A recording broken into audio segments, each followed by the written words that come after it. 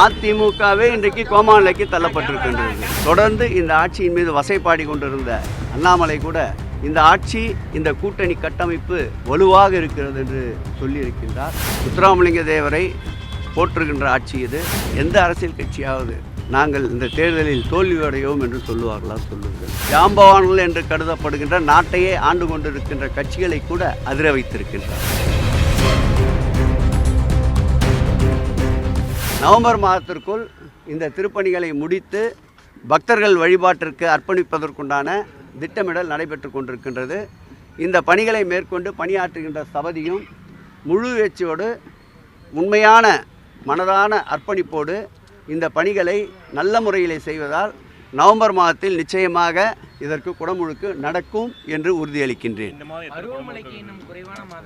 இந்த மாதம் இனி இருக்கின்ற காலங்களில் 11ஆம் தேதி 14ஆம் தேதி எடுத்துக்கொண்டால் ஒரு 41 கோயில்களுக்கு 11ஆம் தேதியும், அதேபோல் 14ஆம் தேதி 24 கோயில்களுக்கும் நடைபெறுகின்றது.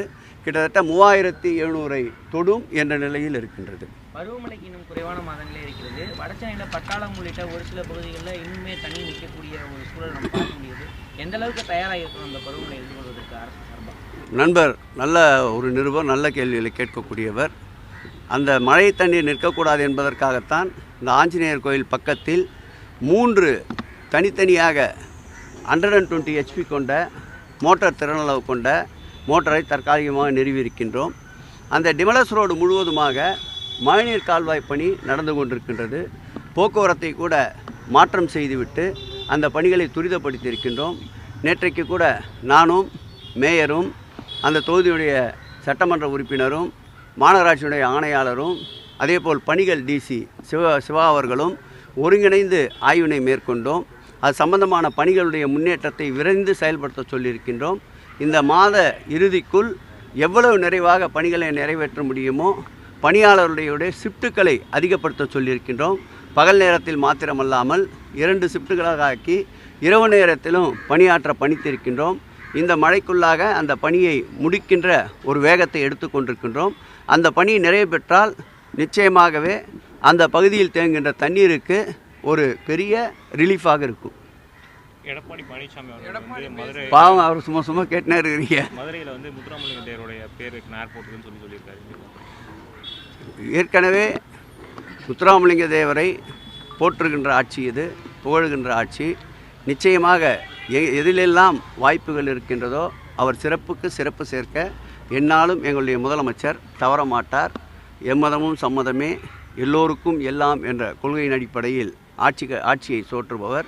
நிச்சயமாக அதற்குண்டான முக்கியத்துவத்தை முத்துராமலிங்க தேவனுடைய புகழுக்கு புகழ் சேர்ப்பார். 2026 தேர்தலில் 210 தொகுதிகளுக்கு மேலே அதிமுக ஜெயிக்கணும்.